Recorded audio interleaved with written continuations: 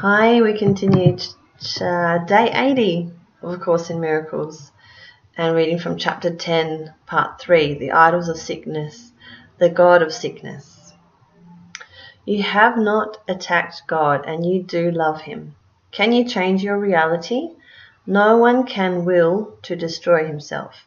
When you think you are attacking yourself, it is a sure sign that you hate what you think you are. And this and only this can be attacked by you. What you think you are can be very hateful, and what this strange image makes you do can be very destructive. Yet the destruction is no more real than the image, although those who make idols do worship them. The idols are nothing, but their worshippers are the sons of God in sickness. God would have them released from their sickness and returned to his mind. He will not limit your power to help them, because he has given it to you. Do not be afraid of it, because it is your salvation. What comforter can there be for the sick children of God except his power through you? Remember that it does not matter where in the sonship he is accepted. He is always accepted for all, and when your mind receives him, the remembrance of him awakens throughout the sonship. Heal your brothers simply by accepting God for them. Your minds are not separate, and God has only one channel for healing because he has but one Son. God's remaining communication link with all his children joins them together and them to him.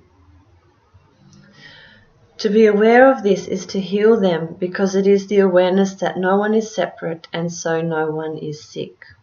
To believe that a son of God can be sick is to believe that part of God can suffer. Love cannot suffer because it cannot attack.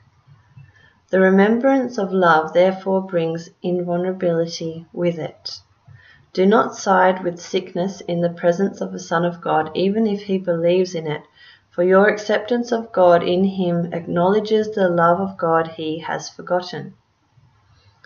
Your recognition of him as part of God reminds him of the truth about himself which he is denying. Would you strengthen his denial of God and thus lose sight of yourself? Or would you remind him of his wholeness and remember your Creator with him? To believe a son of God is sick is to worship the same idol he does. God created love, not idolatry. All forms of idolatry are caricatures of creation taught by sick minds too divided to know that creation shares power and never usurps it. Sickness is idolatry because it is the belief that power can be taken from you. Yet this is impossible because you are part of God who is all power. A sick God must be an idol made in the image of what its maker thinks he is. And that is exactly what the ego does perceive in a son of God, a sick God, self-created, self-sufficient, very vicious and very vulnerable. Is this the idol you would worship? Is this the image you would be vigilant to save? Are you really afraid of losing this? Look calmly at the logical conclusion of the ego's thought system and judge whether its offering is really what you want, for this is what it offers you. To obtain this, you are willing to attack the divinity of your brothers and thus lose sight of yours. And you are willing to keep it hidden to protect an idol you think will save you from the dangers for which it stands, but which do not exist. There are no idolaters in the kingdom, but there is great appreciation for everything that God created because of the calm knowledge that each one is part of him. God's Son knows no idols, but he does know his Father.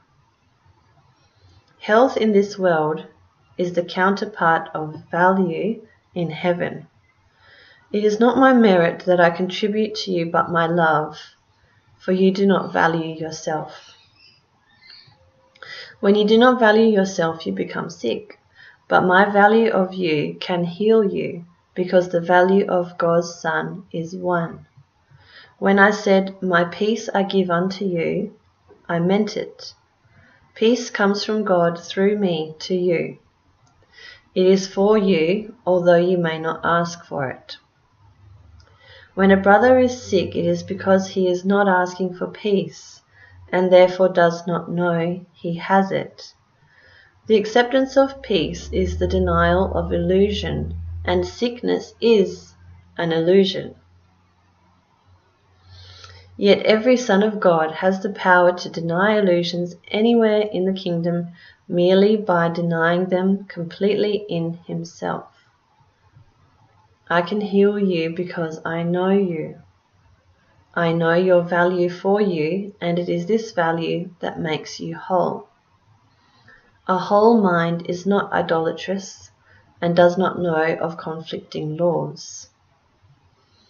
I will heal you merely because I have only one message, and it is true. Your faith in it will make you whole when you have faith in me. I do not bring God's message with deception, and you will learn this as you learn that you always receive as much as you accept.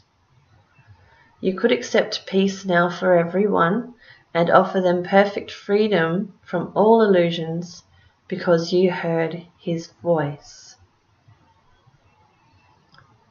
But have no other gods before him, or you will not hear. God is not jealous of the gods you make, but you are. You would save them and serve them because you believe that they made you. You think they are your father because you are projecting onto them the fearful fact that you made them to replace God. Yet when they seem to speak to you, remember that nothing can replace God, and whatever replacements you have attempted are nothing. Very simply then, you may believe you are afraid of nothingness, but you are really afraid of nothing. And in that awareness, you are healed. You will hear the God you listen to. You made the God of sickness, and by making him, you made yourself able to hear him. You made the God of sickness, and by making him, you made yourself able to hear him. Yet you did not create him, because he is not the will of the Father. He is therefore not eternal, and will be unmade for you the instant you signify your willingness to accept only the eternal. If God has but one Son, there is but one God. You share reality with him because reality is not divided. To accept other gods before him is to place other images before yourself. You do not realize how much you listen to your gods and how vigilant you are on their behalf. Yet they exist only because you honor them. Place honor where it is due, and peace will be yours. It is your inheritance from your real Father. You cannot make your Father, and the Father you made did not make you. Honor is not due to illusions, for to honor them is to honor nothing. Excuse me. Yet fear is not due them either, for nothing cannot be fearful. You have chosen to fear love because of its perfect harmlessness, and because of this fear you have been willing to give up your own perfect helpfulness and your own perfect help. Only at the altar of God will you find peace, and this altar is in you because God put it there. His voice still calls you to return, and he will be heard when you place no other gods before him. You can give up the God of sickness for your brothers. In fact, you would have to do so if you give him up for yourself. For if you see the God of sickness anywhere, you have accepted him. And if you accept him, you will bow down and worship him because he was made as God's replacement. He is the belief that you can choose which God is real. Although it is clear this has nothing to do with reality, it is equally clear that it has everything to do with reality as you perceive it. Okay. And we go to lesson 80. Let me recognize all my problems have been solved. Let me recognize my problems have been solved. Page 143 in your workbook. If you are willing to recognize your problems, you will recognize that you have no problems. Your one central problem has been answered and you have no other. Therefore, you must be at peace. Salvation thus depends on recognizing this one problem and understanding that it has been solved. One problem, one solution. Salvation is accomplished. Freedom from conflict has been given you. Accept that fact and you are ready to take your rightful place in God's plan for salvation. Your only problem has been solved. Repeat this over and over to yourself today with gratitude and conviction. You have recognized your only problem, opening the way for the Holy Spirit to give you God's answer. You have laid deception aside and seen the light of truth.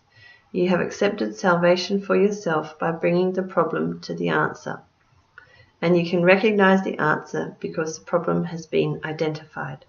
You are entitled to peace today. A problem that has been resolved cannot trouble you. Only be certain you do not forget that all problems are the same. Their many forms will not deceive you while you remember this. One problem, one solution. Accept the peace this simple statement brings. In our longer practice periods today, we will claim the peace that must be ours when the problem and the answer have been brought together. The problem must be gone because God's answer cannot fail. Having recognized one, you have recognized the other. The solution is inherent in the problem. You are answered and have accepted the answer. You are saved. Now let the peace that your acceptance brings be given you. Close your eyes and receive your reward. Recognize that your problems have been solved. Recognize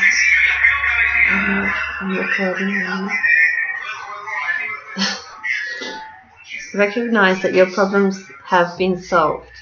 Recognize that you are out of conflict, free and at peace. Above all, remember that you have one problem and that the problem has one solution. It is in this that the simplicity of salvation lies. It is because of this that it is guaranteed to work. Assure yourself often today that your problems have been solved. Repeat the idea with deep conviction as frequently as possible, and be particularly sure to apply the idea for today to any specific problem that may arise. Say quickly, let me recognize this problem has been solved. Let us be determined not to collect grievances today. Let us be determined to be free of problems that do not exist. The means is simple honesty. Do not deceive yourself about what the problem is, and you must recognize it has been solved. Okay, so remind yourself as often as possible today. Let me recognize my problems have been solved. You are entitled to peace today.